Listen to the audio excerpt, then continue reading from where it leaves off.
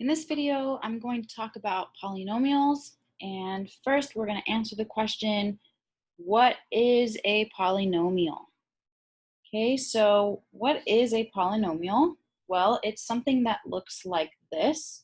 Cn x to the n plus Cn minus 1 x to the n minus 1 plus Cn minus 2 x to the n minus 2 plus more terms until you get to C1x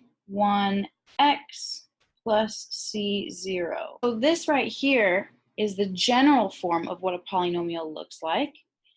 And you should know that the C's, Cn all the way down to C0, so let me write here where Cn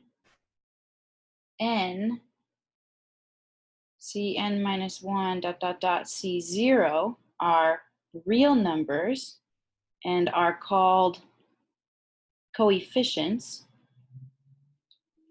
And the exponents, which are n minus 1 all the way down to 1 and technically 0, because up here at C0, that term right there, I could have written as C0x to the 0 power if I wanted to. So the exponents must be whole numbers. Okay, so recall what a whole number is. It's all your counting numbers and 0. So 0, 1, 2, 3, 4, 5, and so on. Those are your whole numbers. Okay, so now the largest exponent in the polynomial is the degree of the polynomial. And the term with the largest degree is called the leading term. And actually, I should define what term is. A term is anything that's being added or subtracted in my polynomial. So it's a combination of the coefficient, the variable, and the exponent. So the one I'm boxing right now, that's your leading term. And all of the other ones, this is a term, this is a term, this is a term, this is a term. Okay, so all of the expressions that are being added or subtracted together in this polynomial, those are called terms. Okay, so back down here, the leading term is the one that has the largest exponent, the largest degree, and the coefficient of the leading term is called the leading coefficient. Now notice that in my general form of the polynomial up here, notice that it's written with the exponents in descending order, okay, largest to smallest, okay? This is called standard form. When you write the polynomial where the exponents are going from largest to smallest, we say that that polynomial is in standard form. Okay, so let's take a look at some examples here. The first example, g of p equals p squared plus 3p to the 7th plus 3p to the 0 power, or I could have just written 3, right? 3 and 3p to the 0 power are equal because p to the 0 power is just 1. Okay, is this a polynomial function? Hopefully you all agree with me when I say yes.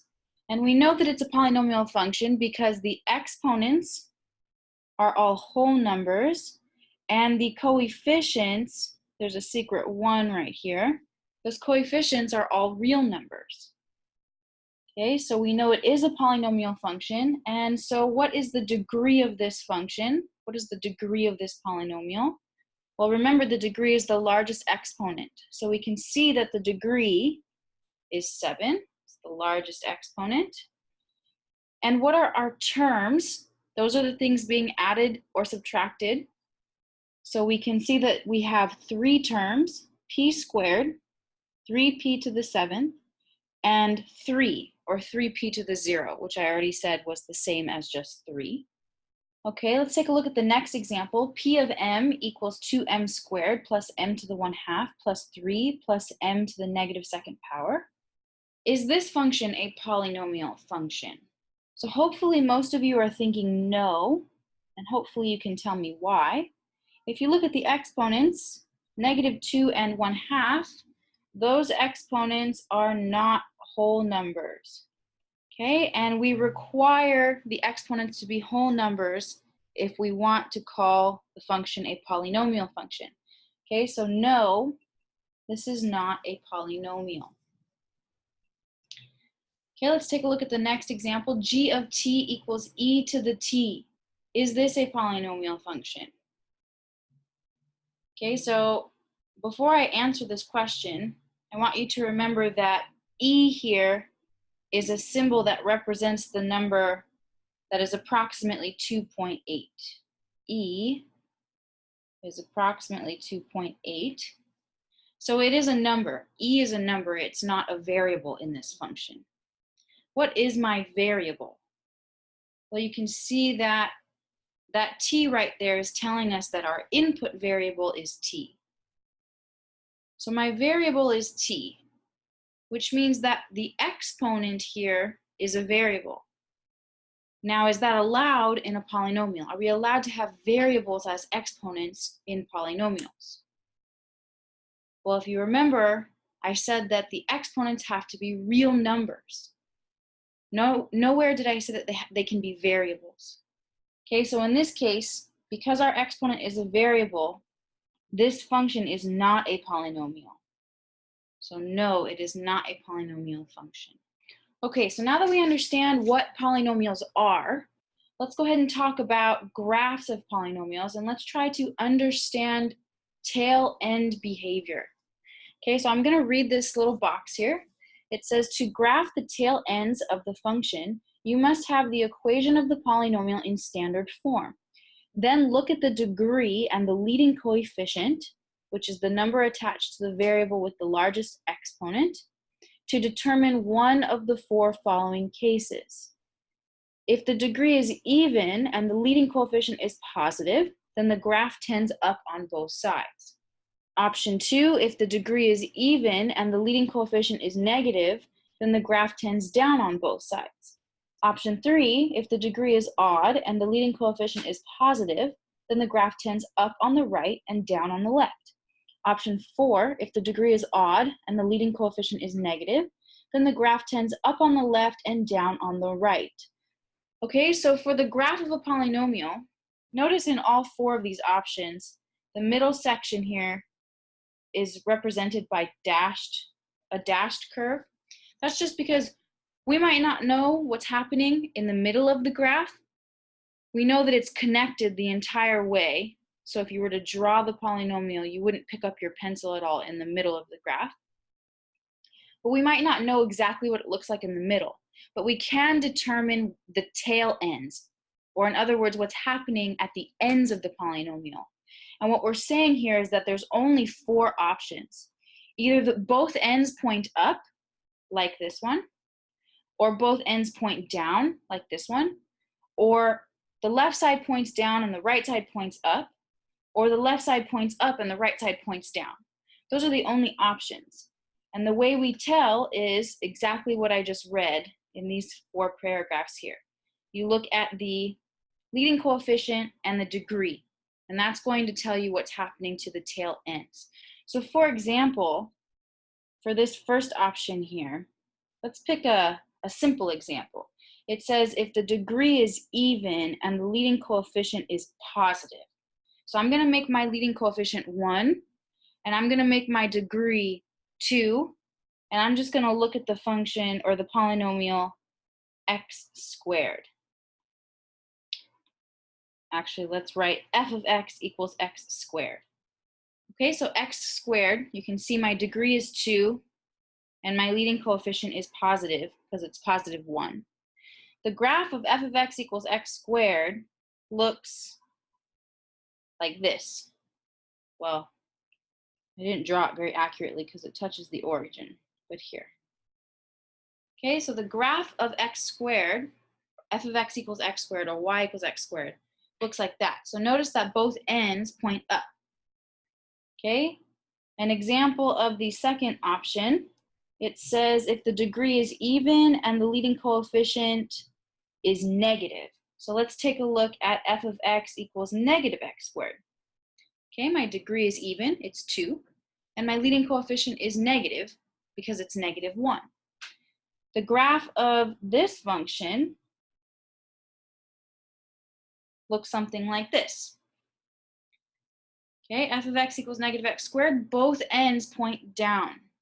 Okay, the third option, if the degree is odd and the leading coefficient is positive, so let's take a look at a simple example, f of x equals x cubed. The graph of f of x equals x cubed looks like that. So you can see the left side points down and the right side points up. And lastly, if we take a look at f of x equals negative x cubed, again, just a simple example that satisfies these requirements here. Degree is odd and leading coefficient is negative. Okay, the graph of negative x cubed looks something like that. Okay, and you can check those. If you don't believe me, you can use some kind of graphing tool and graph those functions and you'll see that the graphs look like that, okay? So what I like to do is I like to remember these 4 because it will help me when the polynomials get more complicated. As long as I remember these 4 here, I can remember that, well, leading coefficient positive, degree is even, then both ends point up. And similarly for the other 3 graphs. Okay, so let's do one more complicated looking example. So f of x equals 4/3 t cubed minus 4t to the 4th power. And the question we're trying to answer is, what's happening at the tail ends of the graph?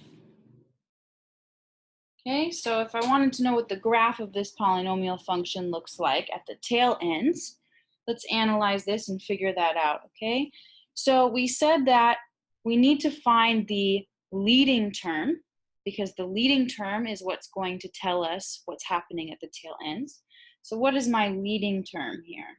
So remember, the leading term is the term that has the largest exponent. Okay, so my leading term is negative 4t to the 4th power, right? If I wanted to write this in standard form first, then I would have to reorder it so that my exponents were in descending order. So let me reorder this. Negative 4t to the 4th plus 4/3 t cubed. Okay, so you can see there that the leading term is negative 4t to the 4th. So my degree, we can see, is 4, right? It's that exponent of the leading term. So it's an even number. And my leading coefficient, we can see, is negative 4. So it's negative, right? The leading coefficient is the coefficient attached to the leading term. Okay, so since the degree is even and the leading coefficient is negative, what does my chart up here tell me happens at the ends? Degree is even, leading coefficient is negative. It tells me that both ends point down. So if I were to guess what the graph looks like, it would point down here, and in the middle, I don't know what the middle looks like. Maybe it looks like that. Maybe it's crazier. I don't know. I don't know about the middle, but what I know is that at the tail ends, it's going to point down to the left and down to the right.